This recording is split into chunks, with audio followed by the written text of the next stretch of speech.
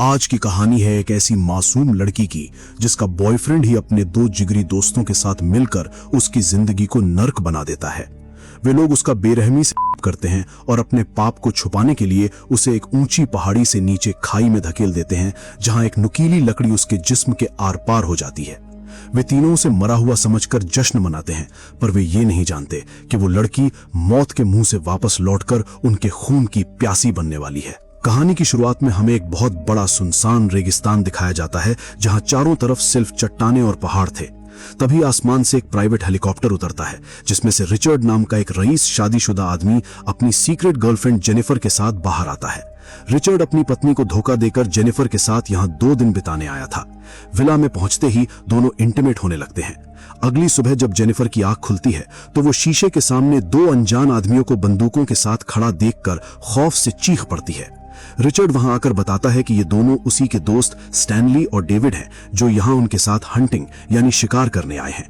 Stanley पहली ही नजर में जेनिफर को अपनी गंदी और हवस भरी निगाहों से घूरने लगता है, जिससे जेनिफर असहज होकर कमरे में चली जाती है।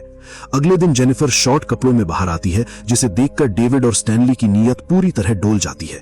रात को सब ड्रिंक कर रहे होते हैं, तभी रिचर्ड उन्हें एक बेहद खतरनाक सीक्रेट ड्रग दिखाता है और बताता है कि इसका नशा इतना खौफनाक है कि एक आदमी ने नशे में अपनी ही टांग काटकर खा ली थी।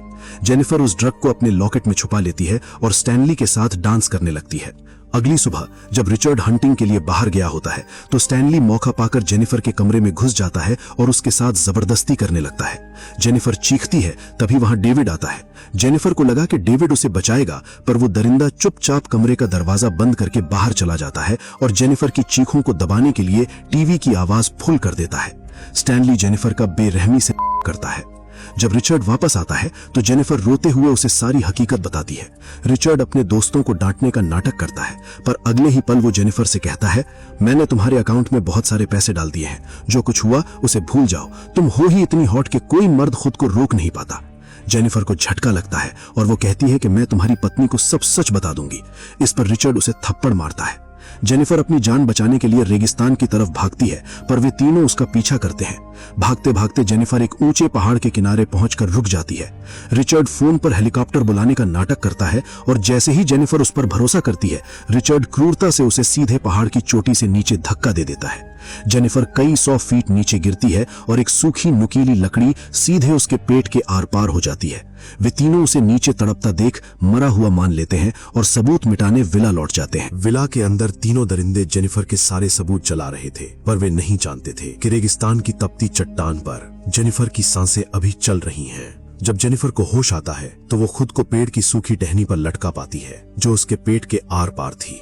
वो दर्द से कराहते हुए अपने ईयरफोन की मदद से जेब से लाइटर निकालती है और उस पेड़ की जड़ में आग लगा देती है। टहनी के जलते ही वो सीधे नीचे गिरती है। उधर तीनों को जब पता चलता है कि जेनिफर की लाश गायब है, तो वे उसकी खून के निशानों का पीछा करते हुए एक नदी तक पहुंच जाते हैं और अलग अलग होकर उसे ढूंढने लगते हैं। तभी डेविड नदी के किनारे अकेला खड़ा होकर हल्का हो रहा था और उसकी गन दूर रखी थी। जेनिफर रेंगते हुए वहां पहुंचती है और डेविड की ही गन उठाकर उस पर तान देती है। वो ट्रिगर दबाती है, पर बदकिस्मती से गन लॉक थी। डेविड तुरंत जेनिफर से गन छीन लेता है और उसे पानी में डुबाकर मारने की कोशिश करने लगता है, लेकिन तभी पानी के नीचे छटपटाते हुए जेनिफर के हाथ में डेविड का शिकार करने वाला चाकू आ जाता है और वो बिना सोचे समझे उस भारी चाकू को सीधे डेविड की आंख के आर पार घोंप देती है। डेविड दर्द से चिल्लाता है और वहीं तड़पकर दम तोड़ देता है। जेनिफर उसकी आंख से चाकू निकालती है और उसका सारा सामान लेकर वहां से भाग निकलती है। डेविड की बाइक और उसका बैग लेकर जेनिफर एक सुरक्षित गुफा के अंदर छिप जाती है। दर्द के मारे उसका बुरा हाल था। वो डेविड के बैग से बियर निकालती है और फिर उसे याद आता है वो खतरनाक सीक्रेट ड्रग जो उसने अपने लॉकेट में छुपाया था। जेनिफर बिना डरे उस ड्रग को निगल लेती है, जिसके जादुई नशे की वजह से उसका असहनीय दर्द गायब हो जाता है। अब जेनिफर जो करने जा रही थी उसे देखने के लिए बहुत मजबूत जिगर चाहिए। वो लाइटर की तेज आंच से डेविड के उस भारी चाकू को बिल्कुल लाल गर्म करती है। फिर एक गहरी सांस लेकर वो उस खौफनाक गर्म चाकू को सीधे अपने पेट के घाव पर दाग देती है और तड़पते हुए उस नुकीली लकड़ी के टुकड़े को अपने जिस्म से खींचकर बाहर फेंक देती है। गर्म लोहे की वजह से उसका बहता हुआ खून वहीं जम जाता है और उसकी जान बच जाती है। अगली सुबह जब स्टैनली नदी के पास अपना मुंह धोने जाता है तो पानी में तैरती हुई डेविड की खौफनाक लाश सीधे उसके सामने आ जाती है। डेविड की आंख फूटी हुई थी। ये देखकर स्टैनली डर के मारे चीखते हुए पीछे भागता है। तभी वहां रिचर्ड भी पहुंच जाता है। डेविड की लाश देखकर रिचर्ड समझ जाता है कि वो जेनिफर को एक कमजोर लड़की समझने की भूल कर चुके हैं और अब वो एक एक करके उनका शिकार करने वाली है। रिचर्ड गुस्से में पागल हो जाता है क्योंकि स्टैनली की हवस की वजह से उनका एक अमीर दोस्त मारा जा चुका था। रिचर्ड बिना कुछ सोचे समझे अपनी पूरी ताकत से स्टैनली के चेहरे पर एक जोरदार पंच दे मारता है। पंच इतना भयानक था कि स्टैनली की नाक की हड्डी वहीं टूट जाती है और उसका चेहरा खून से सन जाता है। इसके बाद वे दोनों डेविड की लाश में भारी पत्थर बांधते हैं और सबूत मिटाने के लिए उसे वापस गहरे पानी में डुबो देते हैं और जेनिफर को मारने के लिए निकल पड़ते हैं। उधर गुफा के अंदर जब जेनिफर की आंख खुलती है तो वो देखती है कि उसका घाव पूरी तरह सूख चुका है, लेकिन जैसे ही वो उठती है उसे अचानक अपने सामने मरे हुए डेविड का भूत दिखाई देने लगता है। वो डर कर पीछे हटती है, पर अगले ही पल वो जाग जाती है। दरअसल वो उस खतरनाक ड्रग का नशा था जो उसे मतिभ्रम यानी कि हैलुसिनेशन दे रहा था। जेनिफर ठंडे पानी से अपना मुंह धोती है और अब वो पूरी तरह होश में आ चुकी थी। वो अपनी गन उठाती है और गुफा के मुंह पर आकर दूरबीन से चारों तरफ देखने लगती है। उधर रेगिस्तान में रिचर्ड और स्टैनली ने अलग अलग होकर जेनिफर को ढूंढने का फैसला किया था। स्टैनली एक पत्थर के पीछे खड़ा होकर अपनी टूटी हुई नाक और चेहरे को देखने के लिए जेब से एक छोटा सा आईना यानी शीशा निकालता है, लेकिन किस्मत देखिए, जैसे ही तपते सूरज की तेज रोशनी स्टैनली के उस छोटे से आईने पर पड़ती है, उसका एक तेज रिफ्लेक्शन यानी चमक मीलों दूर पहाड़ी पर बैठी जेनिफर की आंखों पर सीधा जाकर चमकता है। जेनिफर मुस्कुरा उठती है, उसे अपने दूसरे शिकार की लोकेशन मिल चुकी थी। जेनिफर सीधे स्टैनली की तरफ बढ़ती है। स्टैनली अपनी गाड़ी में पेट्रोल डाल रहा था, तभी जेनिफर उस पर निशाना साधकर गोली चला देती है। गोली सीधे स्टैनली के कंधे को चीरते हुए निकल जाती है। स्टैनली अपनी जान बचाने के लिए नंगे पैर रेगिस्तान की चट्टानों की तरफ भागता है। अपने खून के निशानों को छुपाने के लिए वो अपने मोजे निकालकर सीधे अपने घाव पर बांध लेता है और एक पत्थर के पीछे छिप जाता है। जैसे ही जेनिफर उसे ढूंढते हुए करीब आती है, स्टैनली पीछे से उस पर फायर करता है, पर गोली जेनिफर के कान को छूकर निकल जाती है। जेनिफर वहां से भागती है और दिमाग चलाते हुए रास्ते में कांच के कुछ नुकीले टुकड़े गिरा देती है।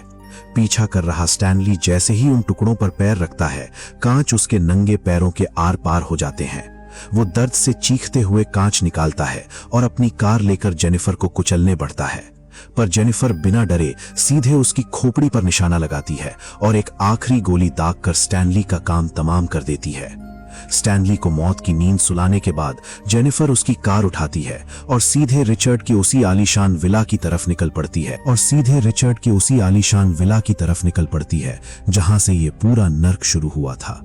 दूसरी तरफ रिचर्ड रेगिस्तान में काफी देर तक स्टैनली का इंतजार करने के बाद थक हारकर अकेले ही विला लौट आता है। इसके बाद रिचर्ड बेफिक्र होकर बाथरूम में नहाने चला जाता है। वो शावर के नीचे खड़ा था कि तभी अचानक उसे बाथरूम के धुंधले शीशे के पार बाहर किसी के चलने की आवाज आती है। वो तुरंत शावर बंद करता है और अपनी लोडेड गन उठाकर पूरे घर में उस परछाई को ढूंढने लगता है, लेकिन बाहर सन्नाटा था और वहां कोई दिखाई नहीं देता। जैसे ही रिचर्ड घूमकर विला के मुख्य हॉल में पहुंचता है, सामने का नजारा देखकर उसके हाथों से बंदूक छूटने वाली हो जाती है।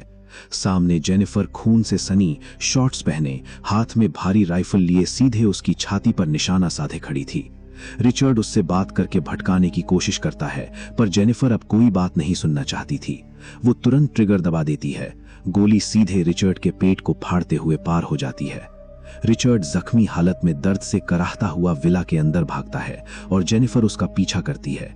विला के फर्श पर दोनों तरफ सिर्फ खून ही खून फैल चुका था। तभी अचानक रिचर्ड अंधेरे कोने से झपटता है और जेनिफर को दबोचकर उसका गला दबाने लगता है। जेनिफर का दम घुट रहा था, उसकी आंखें बंद हो रही थीं। तभी वो अपनी आखिरी ताकत लगाती है और सीधे रिचर्ड के उसी पेट वाले ताजा गोली के घाव के अंदर अपनी उंगली घुसाकर उसे अंदर तक मरोड़ देती है। रिचर्ड दर्द के मारे पागलों की तरह चीख उठता है और जेनिफर को छोड़ देता है। जेनिफर बिना एक पल गवाए गन का निशाना सीधे रिचर्ड के माथे के बीचों बीच लॉक करती है और ट्रिगर दबा देती है। एक तेज धमाका होता है और रिचर्ड का भेजा वहीं फर्श पर बिखर जाता है। उसकी मौके पर ही मौत हो जाती है। जेनिफर का खूनी बदला अब पूरी तरह से पूरा हो चुका था। वो उस विला की आखिरी सुबह उन लाशों के ढेर को पीछे छोड़कर उगते हुए सूरज की रोशनी में आजाद होकर बाहर निकल जाती है। तो दोस्तों, कैसी लगी आपको एक मासूम लड़की के इस खौफनाक और रोंगटे खड़े कर देने वाले खूनी बदले की ये दास्तान?